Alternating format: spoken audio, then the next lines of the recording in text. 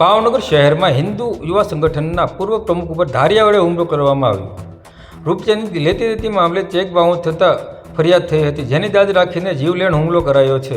શહેરના સુભાષનગર વિસ્તારમાં થોડીવાર પહેલાંનો આ બનાવ છે. હાલ હિન્દુ યુવા સંગઠનના પૂર્વ પ્રમુખ અશોકભાઈ ગોહિલને સરકારી હોસ્પિટલ ખાતે ખસેડવામાં આવ્યા છે.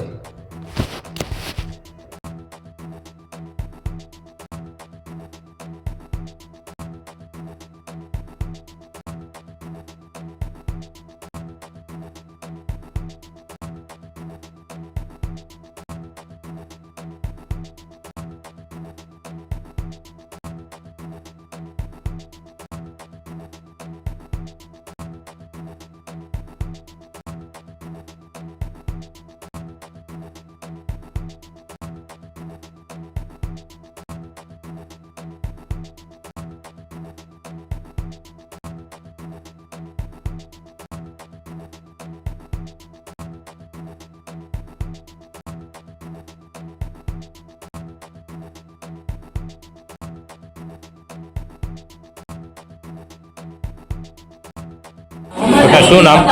અશોકભાઈ ગોહિલ. કઈ જગ્યા રહ્યો? સુભાષનગર ગોવાના સોસાયટી. શું બનાવ છે કાકા? અમે સુભાષનગર ગોવાના સોસાયટી ચોકમાં ઊભેલા હતા, ત્યાં નિર્મોશી પરમાર કરીને આવીને સીધો એની ધારિયાનો ઘા કર્યો. મારવાનું કારણ?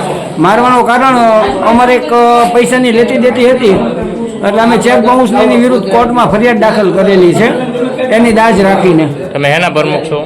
હું બજરંગ શહેરના પૂર્વ પ્રમુખ હતો અને હિન્દુ યુવા સંગઠન પૂર્વ પ્રમુખ.